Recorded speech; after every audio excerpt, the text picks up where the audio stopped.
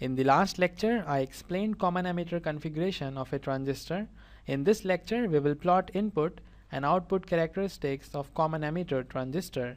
This is common emitter configuration because emitter is common to the input side and to the output side.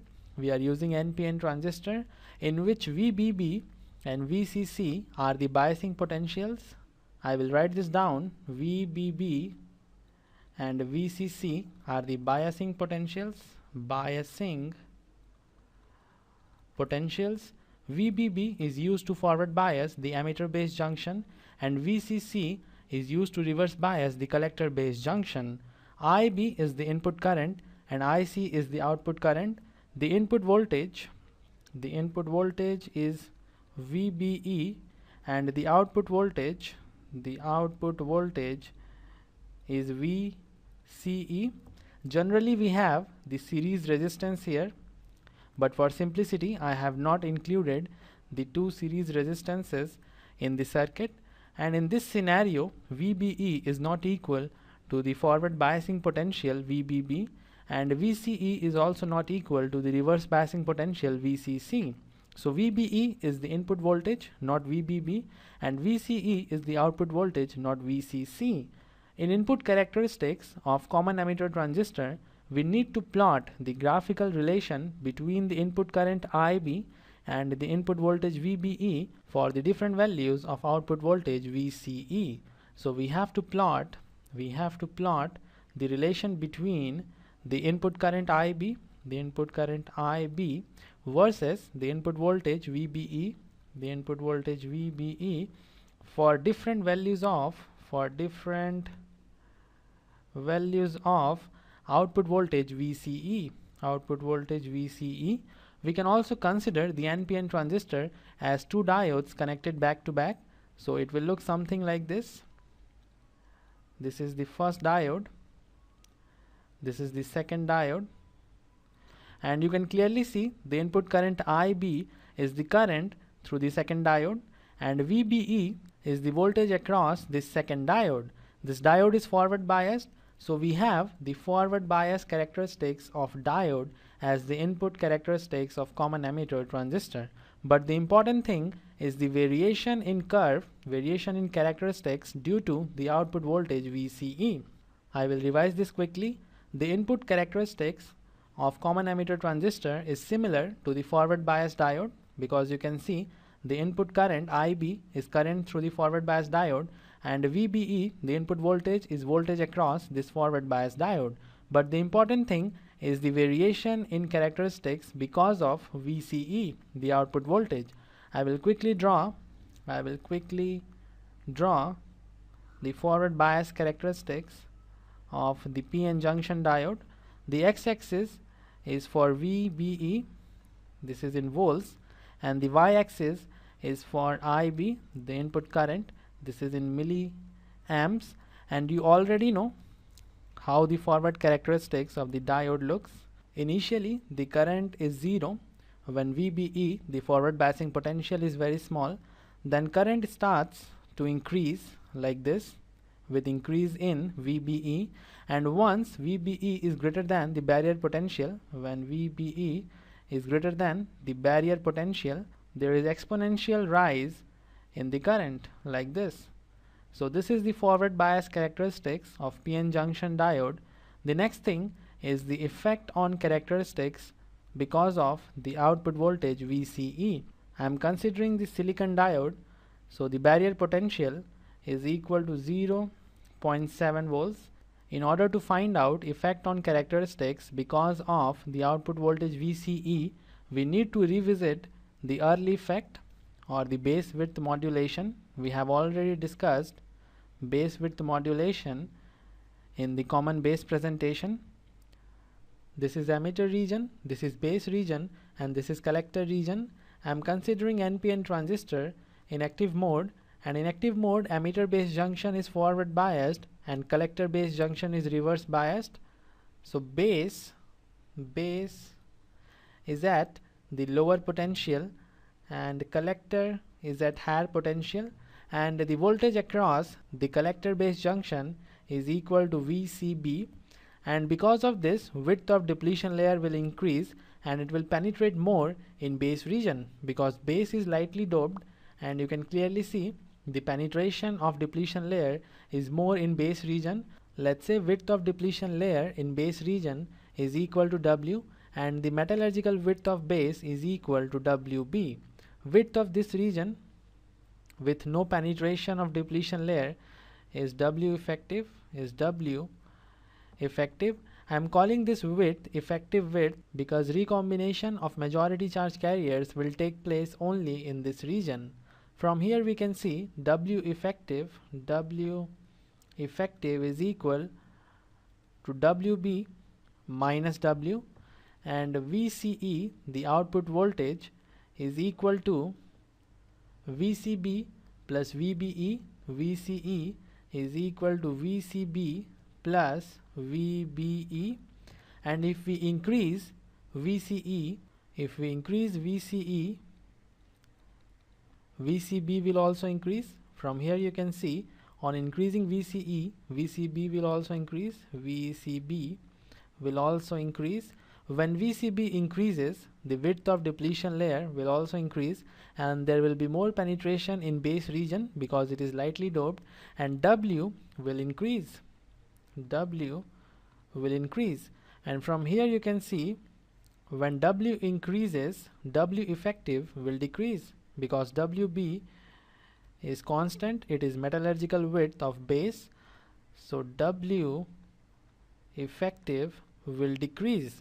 So this is what happens in case of early effect. This is what we call as base width modulation. And now we have to see the effect on input current. When W effective decreases, this means region where recombination takes place decreases, and because of this recombination will decrease, the electrons emitted from emitter will not recombine with the holes in base region, and this will reduce the base current. IB, and the base current IB is the input current, right? So on increasing the output voltage VCE, the base current or the input current decreases. Vice versa is also true. On decreasing the output voltage VCE, the input current IB increases. Now we can easily complete the input characteristics of common emitter transistor. On decreasing the output voltage VCE, the base current or the input current IB increases like this. Let's say this characteristics is for VCE equal to 20 volts, and this characteristics is for VCE equal to 10 volts, and this characteristic is for VCE equal to 1 volt. So on decreasing the output voltage VCE, the input current IB increases. This is in microamps, and this is the final input characteristics of common emitter transistor. The next thing is the output characteristics. Characteristics is the graphical relation between the output current IC, versus the output voltage VCE for different levels of input current IB. For different levels of input current IB, the x-axis is for the output voltage VCE, this is in volts. The y-axis is for the output current IC, this is in milliamps. We already know IC is equal to beta times IB plus beta plus 1 ICBO. When base current, the input current, is equal to 0, this implies the collector current or the output current is equal to beta plus 1 times ICBO. So when base current or input current is equal to 0, the collector current is equal to beta plus 1 ICBO. So we have small current, which is equal to beta plus 1 times ICBO, or it is equal to ICEO when the base current IB is equal to 0 milliamps. This small current is the leakage current in the common ammeter configuration, and you can clearly see this equation is independent of output voltage VCE. It clearly depends on the input current IB and the leakage current. The leakage current part is constant, so it depends on IB. This statement is not 100% true. I will explain why. First, we will complete the plot for different input currents. If we increase IB in equal interval, IC will also increase in equal interval. You can see when IB is equal to 0.1 milliamps, IC is equal to 5 milliamps. When IB is equal to 0.1 milliamps, IC is equal to 5 milliamps, and when IB is equal to 0.2 milliamps, IC is equal to 10 milliamps. When IB is equal to 0.2 milliamps, the collector current IC is equal to 10 milliamps. We can easily calculate the amplification factor, the current amplification factor, beta. It is equal to delta IC divided by delta IB, small change in the collector current divided by small change in the base current. Delta IC is equal to 10 minus 5, and delta IB is equal to 0.2 minus 0.1. When you solve this, you will have 50. So beta, the current amplification factor, is equal to 50 for this characteristics, and you can see the slope is not equal to 0. The slope is not equal to 0 because IC also depends on VCE due to the early effect. We know VCE is equal to VCB plus VBE, and if we increase VCE, VCB will also increase, and when VCB increases, the effective width of the base decreases, and this will decrease the base current, and when base current decreases, the collector current will increase because more electrons emitted by the emitter will now collect to the collector. So collector current will increase and base current will decrease on increasing the output voltage VCE. So the collector current not only depends on the input current IB, it also depends on the output voltage VCE. Now we will solve one problem. This is very interesting problem, and in this problem, this region is region A, this region is region B, and this region here is region C. In column 1, we have region A, region B, and region C. In column 2, the first entity is saturation region, the second entity is cutoff region, and the third entity is active region. Now pause the video and try to match the correct options. I hope you have your answer. Now I will solve this problem. Region B is active region because in this region there is amplification of input signal. For example, when IB is equal to 0.2 milliamps, the output current IC is equal to 10 milliamps. So there is amplification of input signal in this region. That's why region B is active region. Region B is active region. Now I will find out what type of region is region A. For this I will consider the NPN transistor as two diodes connected back to back. This is the first diode and this is the second diode. If I consider the active mode of operation, then the collector current IC is having this direction and the base current IB is having this direction. This is when the transistor operates in the active mode, but we have to find out what type of region is region A. For this I will try to find out direction of collector current IC and direction of base current IB. You can see VCE is reversed.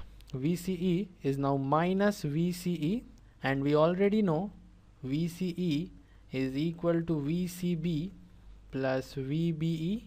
VCE is negative, so we can say that VCB is equal to minus VCE minus VBE.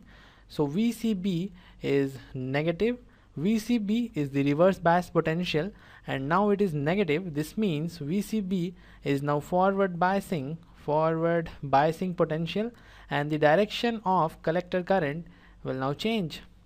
This direction is similar to the direction of arrow in the diode symbol. So this diode is also forward biased like this diode, and this happens in saturation region. So region A is saturation region. So the region in which VCE is negative is saturation region. But what about this region? This is also the part of saturation region, but VCE is not negative in this region. You can see VCE is greater than 0, but still this region is part of saturation region. I will explain why. You can see VCE is very small in this region. VCE is very small in this region, just greater than 0, and we have VCB equal to VCE minus VBE. When VCE is very small, VCB is negative. This means reverse biasing potential is not strong enough to reverse bias this diode, and the diode will remain forward biased. Because of this, this region is part of saturation region. Now we will find out what type of region is region C. In this region, you can see IB is less than 0. The base current is less than 0. So the direction of base current will now change, and the direction is opposite to the direction of arrow in the diode symbol. So this diode is now reverse biased, and you can see in this region VCE is much greater than 0. Because of this, VCB can easily reverse bias this diode. So this diode is also reverse biased. Both the diodes are reverse biased in region C, and this happens in cutoff region.